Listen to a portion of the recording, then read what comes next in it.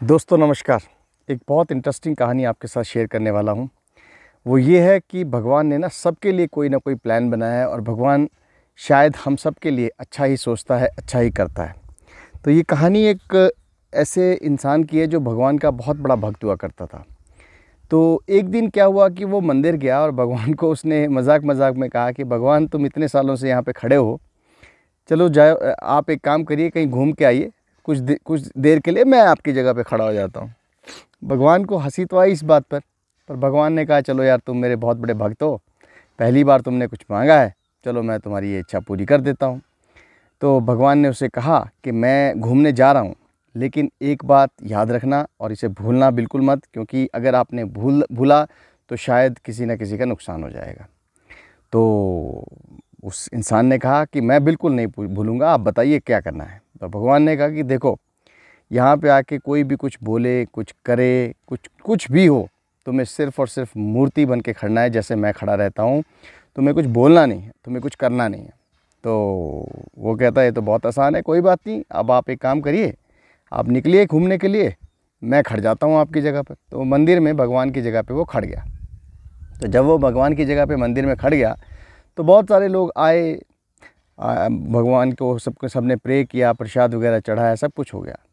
क्या हुआ कि शाम के वक्त एक इंसान आया, काफ़ी अमीर इंसान था। तो वो जब आया, भगवान को उसने प्रे की, कुछ उसका प्रोजेक्ट वगैरह था, तो वो प्रोजेक्ट उसका अप्रूव हो गया, तो उसने प्रे किया। तो भगवान को प्रे करने के बाद वो जाने ही वाला था कि उसके बैक साइड से, क्योंकि वो झुका था भगवान के पाँव छूने के लिए, तो उसके बैक साइड से उसका पर्स गिर गया भगवान के पाँव के नीचे। तो अभी क्या हुआ कि उसके जाने के बाद एक गरीब इंसान वहाँ पे आया। तो गरीब इंसान भगवान को वही पूछ रहा था कि भगवान, मेरे दुख कब दूर होंगे, मेरा बेटा बीमार पड़ा हुआ है और मेरे घर में आटा चावल की भी कमी है, तो भगवान मेरे दुख कब कम होंगे, प्लीज़ मेरे दुख कम कर दो। तो जैसे ही वो झुका भगवान के पाँव छूने के लिए, तो वहाँ पे उसे पर्स दिख गया जो वो अमीर इंसान का गिरा हुआ था। अब वो उसने पर्स उठा लिया, उसने कहा कि भगवान तुम तो बहुत ग्रेट हो, तुमने मेरी बात को सुन लिया, इमीडिएटली मेरी हेल्प भी कर दी। तो वो इंसान खड़ा हुआ था जो, वो पहले तो घबरा गया, उसने सोचा यार अभी मैं क्या करूं, पर उसको याद आया कि भगवान ने कहा था कि भैया तू कुछ नहीं बोलेगा, कुछ भी हो जाए पर तू कुछ नहीं बोलेगा, और चुपचाप से वो खड़ा रहा।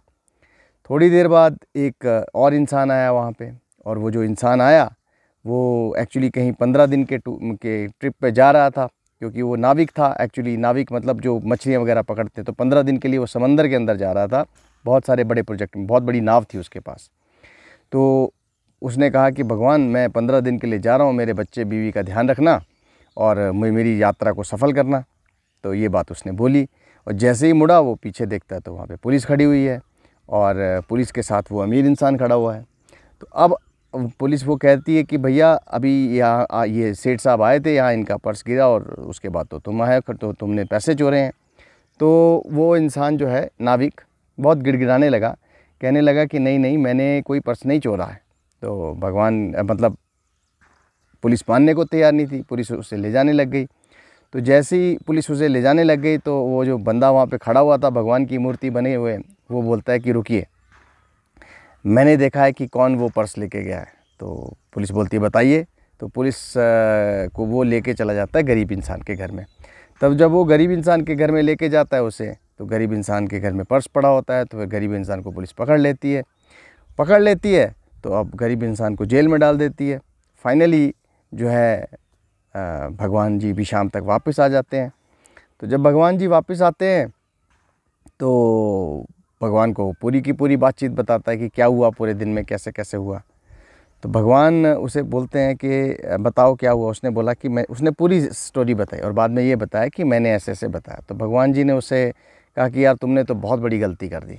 तो वो बोलता है मैंने कैसे गलती कर दी, मैंने तो अच्छा काम किया। बोले नहीं, तुमने एक बहुत बड़ी गलती कर दी। गलती क्या की कि तुम्हें ये नहीं पता होगा कि जो वो गरीब इंसान है उसका बेटा, क्योंकि अगर पैसे नहीं मिलेंगे तो उसका बेटा गुजर जाएगा, और उसके घर में, और अगर वो खुद नहीं रहेगा तो खाने के लाले पड़ जाएंगे उसके घर में। और जिस इंसान को तुमने बचाया, क्योंकि अगर वो जेल में चला जाता नाविक, तो शायद वो भी बच जाता। वो बोलता कैसे, बोलता क्योंकि नाविक जो है ना 15 दिन के ट्रिप में जा रहा है और अब तूफ़ान आने वाला है, 3 दिन बाद तूफ़ान आएगा और उसकी कश्ती डूब जाएगी और वो भी मर जाएगा। तो तुमने 3 लोगों का नुकसान कर दिया। तुमने उस बच्चे की भी डेथ करवा दी, क्योंकि अब जब दवाई नहीं मिलेगी, पैसा नहीं मिलेगा तो बच्चा वैसे ही मर जाएगा। दूसरा नुकसान तुमने गरीब इंसान का करवाया, क्योंकि उसकी फैमिली जो है पूरी की पूरी वो तो जेल में है, पूरी की पूरी फैमिली उसकी अब सर्वाइव नहीं कर पाएगी। और तीसरा इंसान तुमने नुकसान करवाया उस इंसान का, नाविक का, क्योंकि अगर वो जेल चला जाता तो उसकी जान बच जाती, लेकिन अब तुमने उसे समंदर में भेज दिया, अब वो भी मर जाएगा। तो दोस्तों, इस छोटी सी कहानी से ये सीख मिलती है कि हमें ना कभी भी लाइफ में ये एक स्क्रिप्ट नहीं करना चाहिए। मतलब ये नहीं करना चाहिए कि यार भगवान ने हमें ये नहीं दिया, भगवान ने हमें वो नहीं दिया, या भगवान हमारे लिए ये नहीं करते हैं, यार मैं तो गरीब रह गया, मेरे पास ये नहीं, मेरे पास। ये समझना चाहिए कि भगवान ने अगर हमारे को जो भी चीज़ दी और जैसा भी रखा, जैसा भी बनाया, शायद उसमें भी कहीं ना कहीं अच्छा है।